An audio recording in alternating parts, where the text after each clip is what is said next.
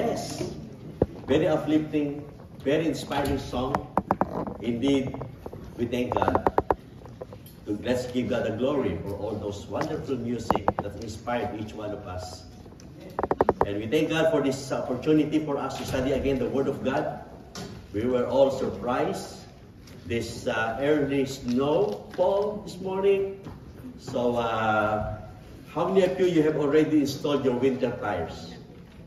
Wow, you are good.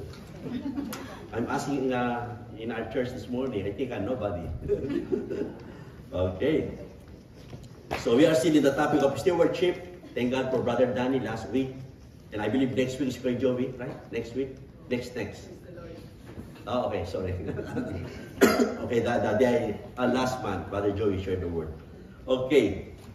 So this morning, I shared the stewardship of God's manifold. And today, I just want to share about stewardship. It's about contentment versus covetousness. I studied this word, this passage, and I have two important points that I want us to learn.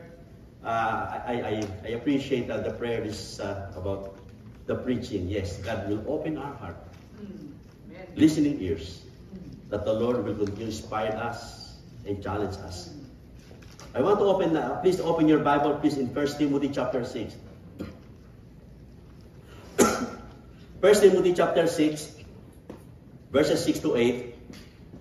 It says here, but godliness with contentment is great gain, for we brought nothing into the world, and we cannot take anything out of the world. But if we have food and clothing, with this we will be content. And also I look at this in the Tagalog Contemporary Bible. Sorry, Roget, that's the same word in English. I just read in Tagalog. Kung sa bagay, daipan ng taong namumuhay ng banal at kontento na sa kalagayan ang mayaman. Ang totoo, wala tayong dinala sa mundong ito at wala rin tayong madadala pag alis dito. Kaya mayroon na tayong pagkain at pananamit, dapat na tayong makontento. What a good reminder from Apostle Paul to Timothy, and also extended to all of us. Tayo po ay sandaling manalangin. So we pray. Thank you, Father God, for your word today. Indeed, Lord, in this meditation, I pray, may the Holy Spirit lead to your speaker and to all who will listen this message, that we will take this personally as your message to us today, Lord. Father God, salamat po sa pangalan po ng Panginoong Jesus. Amen and amen. I look at the dictionary about contentment and covetousness. Contentment in Tagalog, pagkakontento at kasiyahan o kakontentuhan, satisfaction, or kaligayahan. That is contentment. And then covetousness is kaimbutan. Mas talong lumalin, ba? Kasakiman, katakawan, and gahaman. That is covetousness. So, ang topic natin, our topic is stewardship, contentment versus covetousness. Contentment is beautiful and healthy condition. We ought to be content with whatever God has given to us. Our possessions, positions in life, even abilities, opportunities, and pleasure that are legitimate. But on the other hand, the godly person is in a sense never satisfied with the status quo as long as we fall short for the fullness of Christ and we keep striving for that goal, even in the material things. A Christian may legitimately work hard to improve his condition if he is able to, but always with contentment. Beloved in the Lord, it's so important for us as followers of Jesus Christ, as disciples of the Lord Jesus Christ, to be content, as Apostle Paul's advice to all of us. And also, it is when we are not contented with what God's provided for us that we covet. If we are not contented on something that we have, that's the time that we covet. What God provides for us is all that we need in life. This is not the same as all that we want in life. There are so many things we want. But having all that we need is having a simple lifestyle. And being neither rich nor poor, it is also means that we will not be lacking the basic necessities defined in this our passage. In here, Apostle Paul said to Timothy, again he said, but godliness with contentment is great gain. And we brought nothing into the world, and that is true. And we cannot take anything out of the world. But if we have food and clothing, with this we will be content. As I look at here in this passage, and it says, we cannot take anything from this world, and we brought nothing into the world. I was reminded, I'm sure if you study history, you know Alexander the Great. He is a great conqueror, and he said, "I want to conquer the whole world." But you know what? He conquered. He said he has a lot of victory in many of his fight of all of his battles. But he died in a simple sickness. And then he was on the casket. He shows his hands like this. I came to the world. I brought nothing. And I leave this world. I have nothing. And the same thing. You know what? If you have a baby, or you already like your nephew or nieces, what have you noticed when the children was a newborn baby? Mostly the hands like this, right? And some says the significance is I want to get the full. And that's why when you have visited or see a little baby, I want to open their hands, and then I want to smell it. It smells good. These are the simple things that we can says about we brought nothing into the world and we cannot take anything out of the world.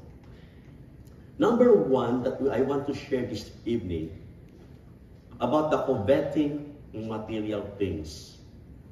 To covet is to seek for something, someone, some position, some recognition, or some pleasure not in the will of God for us.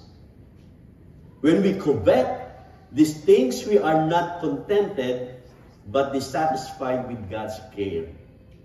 That is coveting material things. God views of covetousness as a terrible evil, but man views it at least all human problems, and in fact encourage it the root of all things for personal fulfillment. And you will see, and also you can mirror and you can see what's going on, especially like in the Philippines right now. And that's why there are a lot of issues about in politics, the DPWH, the flood control, and many. And because they are contented of what they have. And also what we can see here, we call it materialism. There will be a mild terms of greed.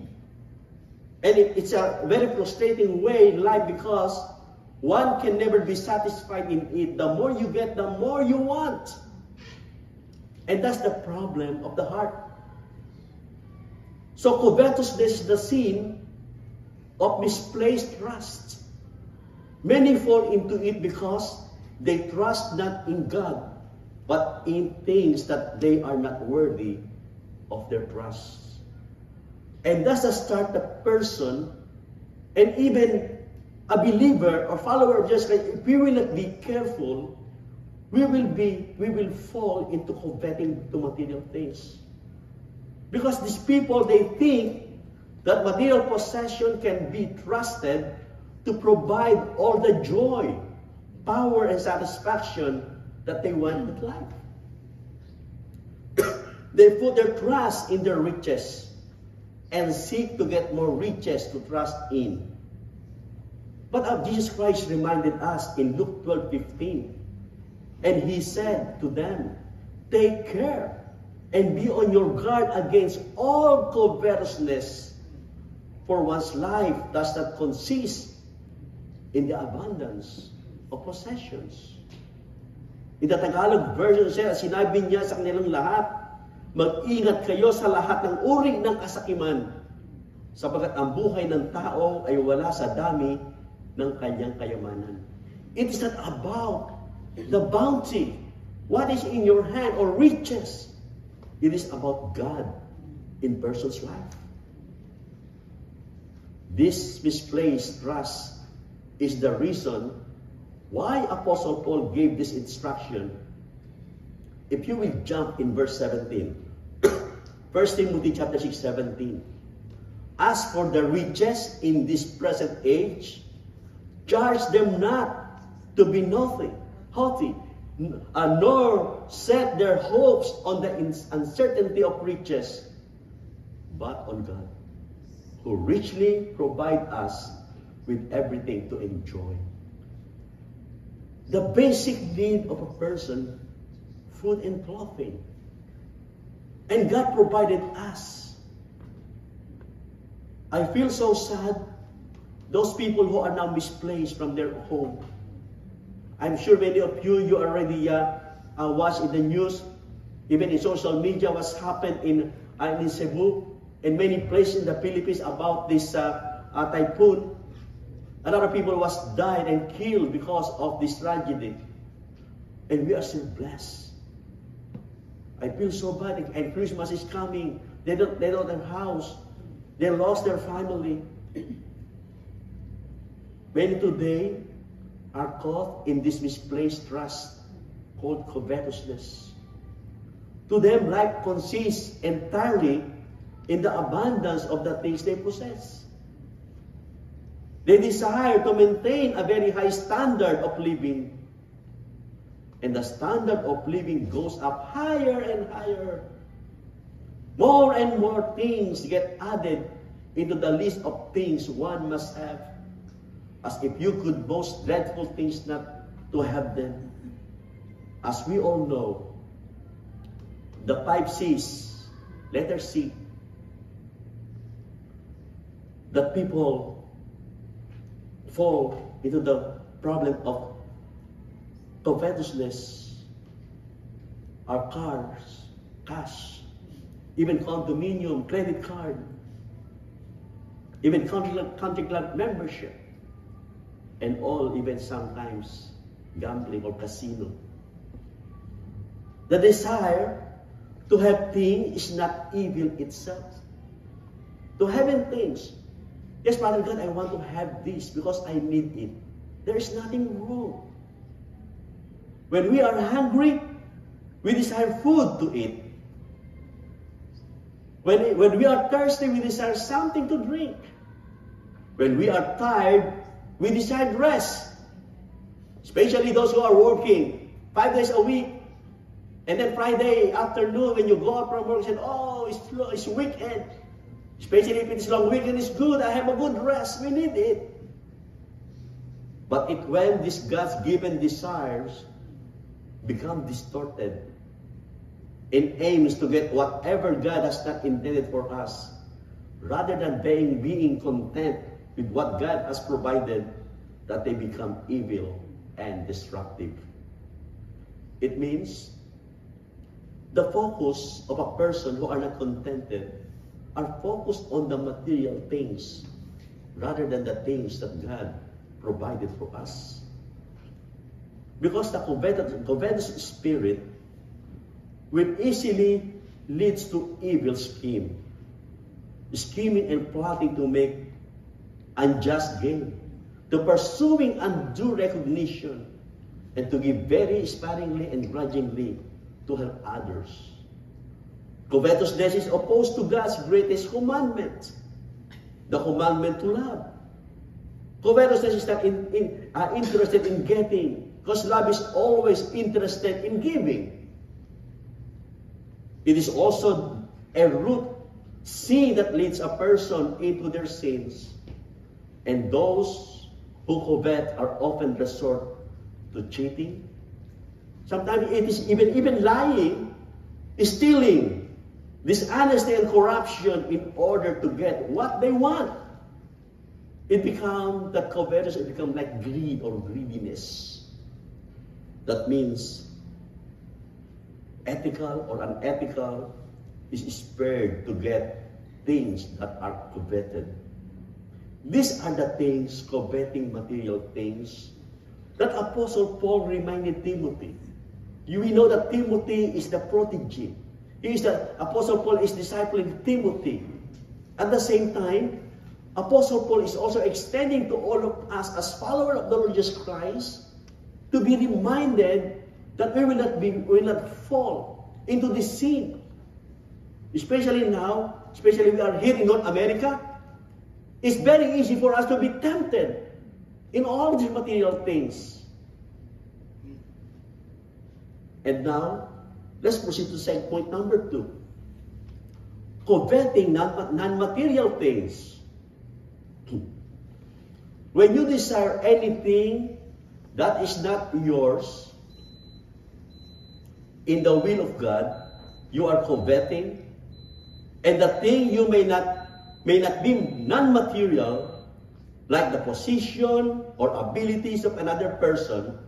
It is possible to covet the affection of another person or the popularity of another person. We call these sins envy. A particularly pernicious and destructive form of coveting. So it means envy is condemned in the book of Galatians, chapter 5, verse 21. These are all the works of the flesh. If envy started, the spirit of envy started in the heart of the person, that's the person who covets something. And the person who envies does everything he possibly can to bring the one person down and to outdo his success. And we can find this in the Old Testament. I'm sure you know who is Cain. Killed his own brother Abel, because he was envious of the warm approval that Abel received from God for his offering. And that's a good example of envy of Cain to Abel. And how can you tell if you are envious or not? How? Can you rejoice when others are getting better grade than you? That's the time you can examine your heart. Can you rejoice when others are getting better grades than you? Or when others are successful in areas where you are not? If you cannot rejoice when others increase or get promoted ahead of you, then envy lurks in your hearts. It must be dealt with before it destroys you. That is envy. You may say, oh, I'm in my workplace for many years or 10 years. Until now, I'm still in this position, and then this guy is only 2 years now higher than me now in their position. That is envy. And another form of non-material coveting is coveting a desired outcome. This often leads to the sin of bribery and corruption. This is very common in politics. These sins are hated in the Bible. In Exodus chapter 23, in your personal study, you can read Exodus 23 verse 8.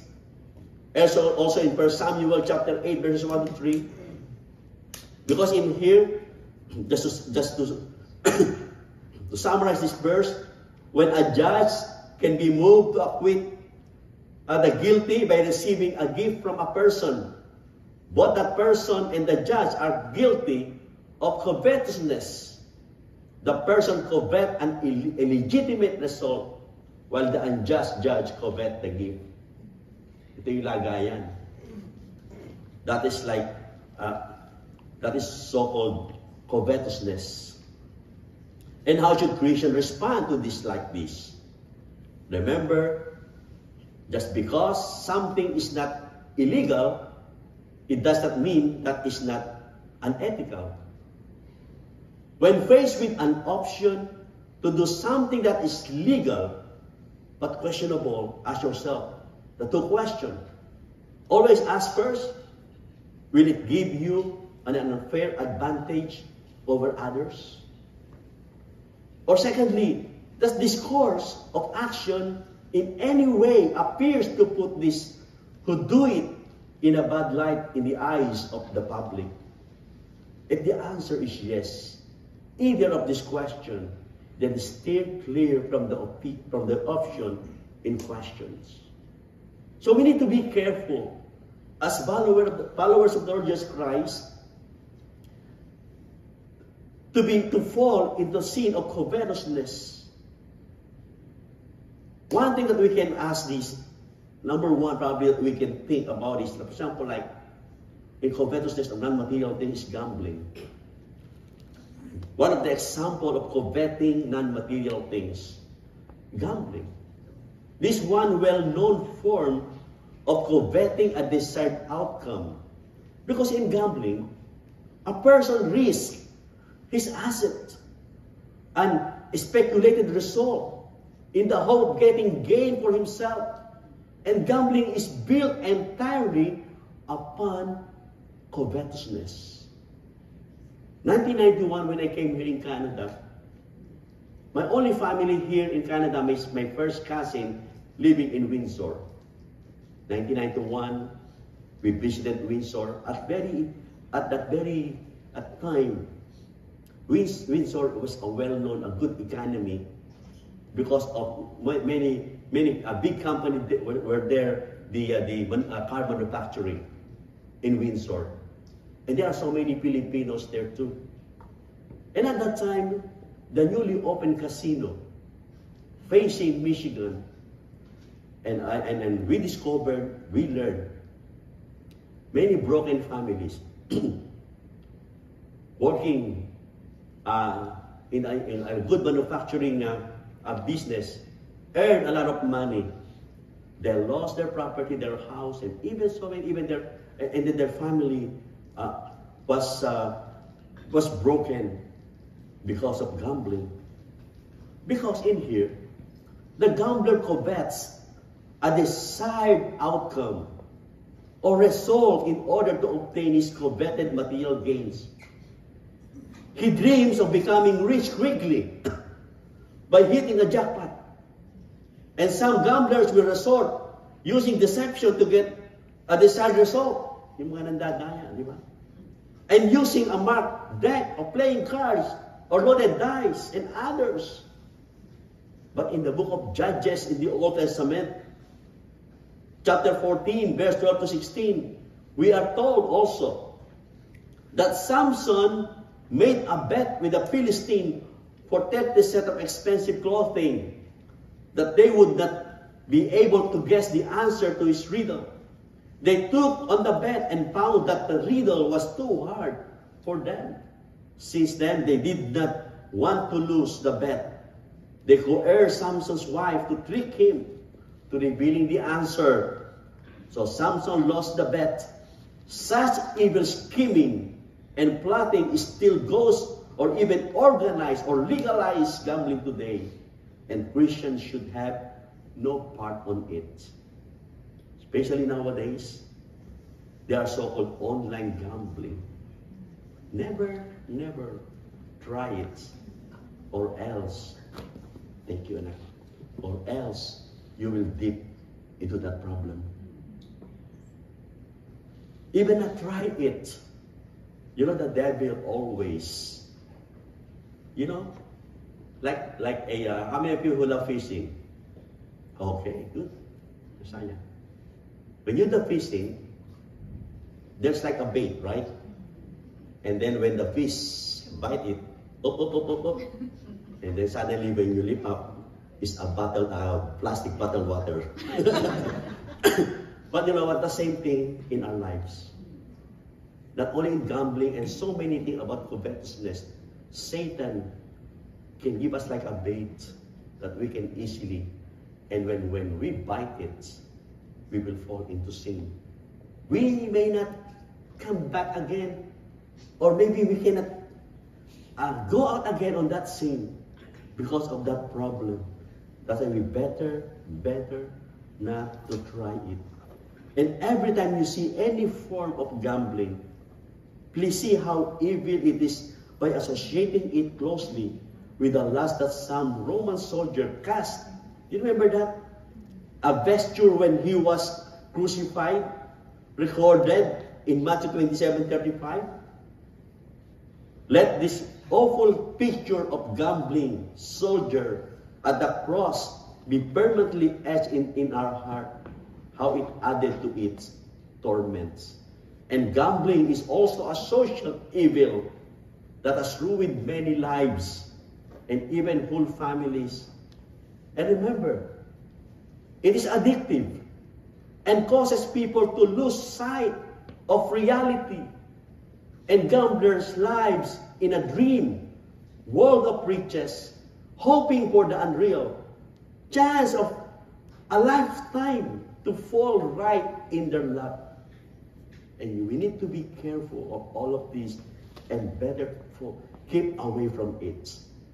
It makes people believe that good luck rather than hard work is the way to prosperity. I swear, di ba? Or good luck. Di ba one time, there's a two Christians are talking to each other, no, we don't believe on good luck. Kasi malas yun.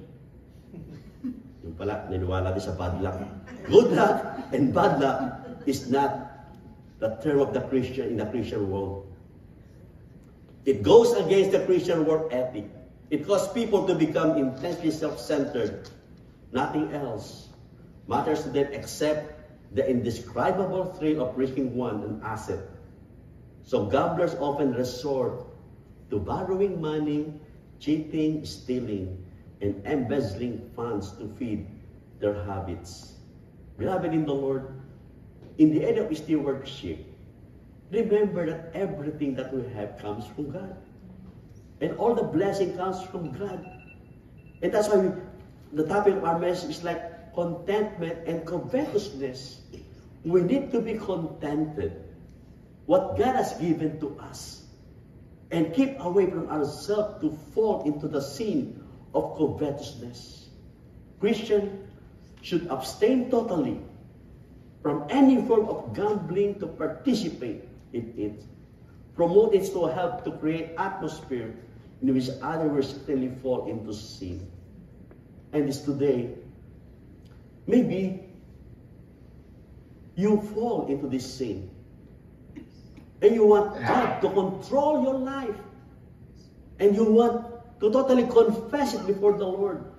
And this is our prayer that all us to be open. Not only in gambling, in the area of material things, rather than spiritual things in our lives. In Matthew 6:33, seek first the kingdom of God and His righteousness. It said, and all these things shall be added unto you. Riches and blessing comes from God if we will seek Him. It's like that instantaneous no. And even God, when Adam and Eve got sin, what God said to Adam, part of the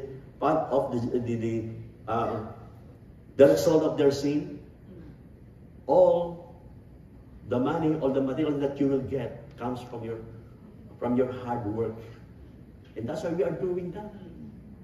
And God will bless us. And the final challenge for this message is this. the Bible tells us that God is deeply concerned about our attitude toward our possessions. Be content for what we have. And He wants us to regard them as things that He has entrusted or loaned to us. Stewardship is God loaned, give to us, not for us, but to help for other people. And that is stewardship. Ipinagkatiwala lamang sa atin ng Diyos, and God just entrusted to us, and God wants us to use it and not to keep it. And we are stewards or managers of all the possession only for a very short time. If you want to study more in the parable of the talents, Matthew 25, you will see there that we are God's managers or stewards of all the possession that we have.